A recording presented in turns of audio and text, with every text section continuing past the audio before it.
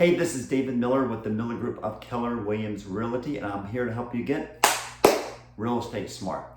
All right, so I've done video blogs in the past on why when you're selling your house, you shouldn't really focus on going with the agent that provides you the lowest commission, because that's not going to help you all the time. So today I'm going to talk about a little bit more detail about that. And you've probably been looking on the internet and seeing Facebook ads about some companies that are only going to charge you 2%. So let's drill down on that here and let's see if that's really going to help you net more money or not. When I meet with sellers, two of the things that are most important to them is not going with the agent that offers the lowest commission, but go with the agent that offers you the capability to net the most amount of money. So there are companies out there where they brag and say, you don't have to pay a buyer's agent. And so when they say that they don't have to pay a buyer's agent to bring a buyer to the table, that means that they're not putting your house on the multiple listing service. So let's think about this here. 90% of buyers use realtors to help them find a house.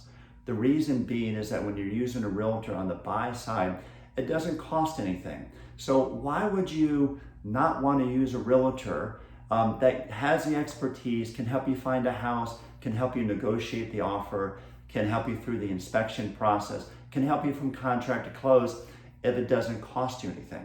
And that's why 90% of people do that. So these companies are not putting your house on the multiple listing service. What they're saying that they're doing is that they're putting it on Google, Zillow, Trulia, and all these other platforms that you also get when you go with a realtor. So let's think about this here. If you remember way back when we all were in high school and we went to Economics 101, and they talked about the law of supply and demand. And what that states is that the more demand you can put on a widget or a service, the more it's going to sell for. Well, that same thing is true in real estate. It's all about creating as much demand as possible on your house, because the more demand you can create in your house, the more it's going to sell for. So let's think through this here. If I go with a company that's not putting my house on the multiple listing service, I'm not exposing it to 90% of the buyers in the market that are working with realtors. Because when you work with a realtor, what they're going to do is they're going to take you off the Zillow and everything else, and they're going to put you on the multiple listing service and set you up on a search in there. So if your house is not on the multiple listing service, they're not going to see your property.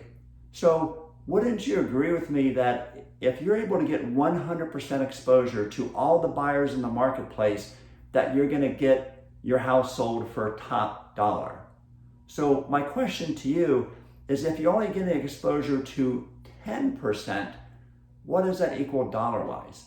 I think you agree with me that it is a lot less than what you have with 100% exposure. So please keep that in mind.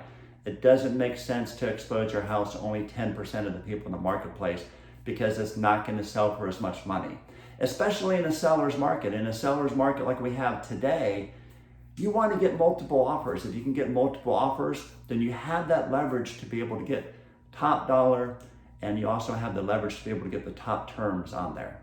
Now, the other thing that you'll find with these companies that do that, if you Google their bad reviews, you'll find that there's a lot of times where you may have a buyer that finds that property and they do show it and they want it, and then the buyer's agents representing them has to be compensated. So what usually happens is that either the seller has to give in and then they have to pay it anyways, so that 2% they were paying is 2% plus more money, or the buyer ends up having to pay that. And that doesn't really work out too well. So my recommendation to you, if you're going to be selling your house, if you're wanting to be able to net as much money as possible, please go with somebody, preferably a realtor, that has the ultimate goal on netting you the most amount of money, because that is all that matters. Wouldn't you agree? I hope that you are now real estate smart. Hope you have a great day. Thanks.